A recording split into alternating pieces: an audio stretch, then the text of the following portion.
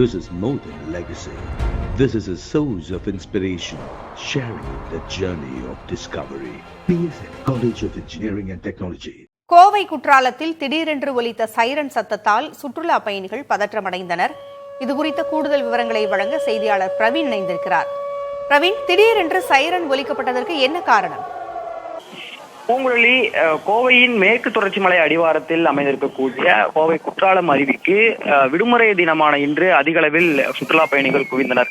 அதாவது கோடை காலம் தொடங்கியது முதலே விடுமுறை நாட்களிலும் வார இறுதி நாட்களிலும் அதிக அளவில் சுற்றுலா பயணிகள் இந்த கோடை வெப்பத்தை தணிப்பதற்காகவும் குடும்பத்தினருடன் செலவிடுவதற்காகவும் அதிக அளவில் குவிவார்கள்.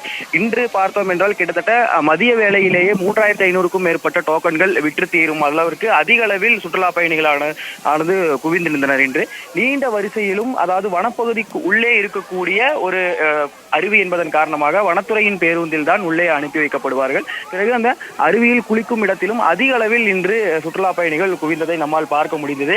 நீண்ட வரிசையில் ஒரு உரம் அனைவரும் காத்துக் கொண்டிருக்க, தண்ணீர் அதிகம் இருக்கக்கூடிய இடத்திலும் சுற்றுலா பயணிகள் அதிக அளவில் கூடிய நிலையில் நெரிசலை தவிர்க்கவும் தண்ணீருக்குள் பலரும் கூட்டத்தில் மோதிக்கொள்ளாமல் இருப்பதை தடுத்துவதற்காகவும் வனத்துறையினர் பல்வேறு நடவடிக்கைகளை மேற்கொண்டனர்.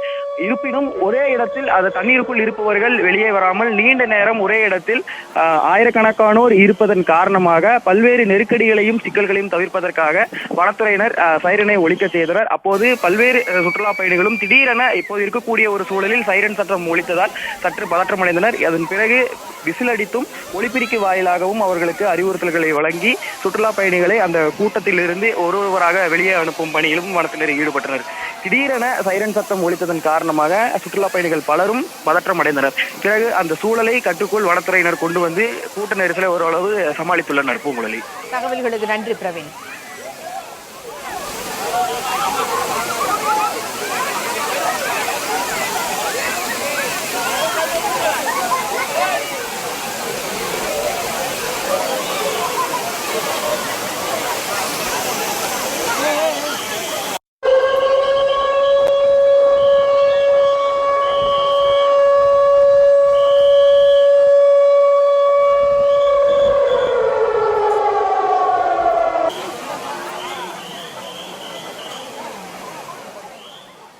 This is more than legacy.